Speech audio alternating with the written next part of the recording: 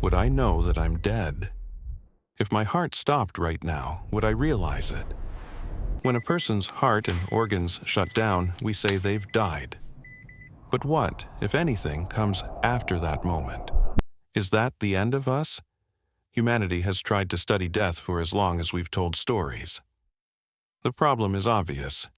We can't cross that line and come back on command. So research is difficult, and answers are slow.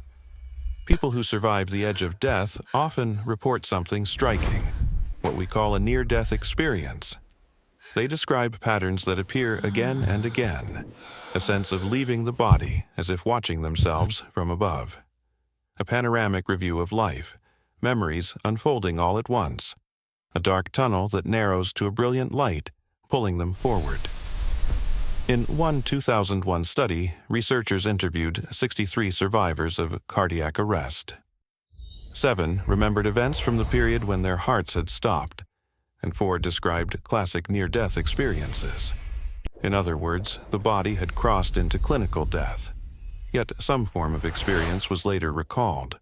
For a long time, many doctors dismissed this as illusion or fantasy. But as resuscitation has improved and more patients return from the brink, science has had to pay closer attention. Here is what we do know. When the heart stops, blood flow and oxygen cease. Organs begin to fail. We die, yet the brain does not switch off like a lamp. For a brief window, some neural activity can linger. In some people, just before the brain goes quiet, there may be a short, intense surge of activity in networks tied to attention and memory. That could help explain why a dying brain can produce vivid, coherent experiences, even if only for seconds or minutes, and not in everyone. You sometimes hear dramatic stories too. One widely told case from a small village in Ukraine describes an 83-year-old woman found with no pulse, declared dead at the hospital. 10 hours later, she reportedly moved, was rushed back, and woke up. She said she had seen a heavenly place, heard her late father call her name, and stood among people in white, who, when she opened her eyes, were the medical team. Doctors called it a miracle. Others point out that rare medical phenomena, like delayed return of circulation, can sometimes mimic a return from death.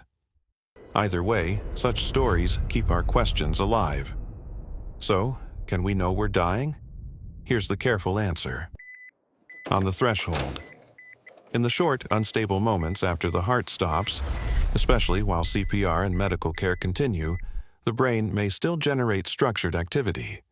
During this narrow window, a person might form the thought, "I am dying," or experience the tunnel, the light, or a life review. If it happens, it is brief and varies greatly from person to person. Beyond the threshold, once the brain passes into irreversible failure, the foundation of consciousness is gone. There is no time, no sensation, no observer, and therefore no me left to recognize death at all. In short, we may recognize our dying only for a fleeting moment at the edge. After complete death, there is no one left to know it.